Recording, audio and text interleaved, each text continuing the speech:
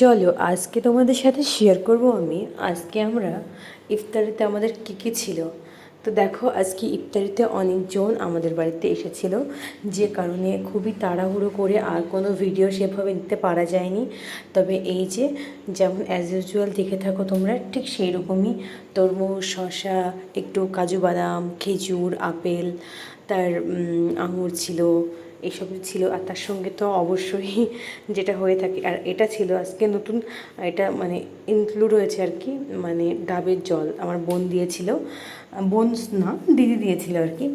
যাই হোক না কেন, তার সঙ্গে তো মানে খেজুর সব কিছু থাকবেই। আর আজকে রাতের খাবার ছিল আমাদের এই এই যে ছাগলের মাংস মানে মাটন, আর এই যে হাঁসের ডিমের ঝোল, আর তার সাথে ছিল ডাল মাখা। আর ডাল মাখা আমার ভীষণ পছন্দের। আর এই যে দেখতে পাচ্ছ ছাগলের মাংসটা, মানে এত সুন্দর রান্না হয়েছিল মাটন, যাকে বলে ভীষণ খেতে ভালো হয়েছিল।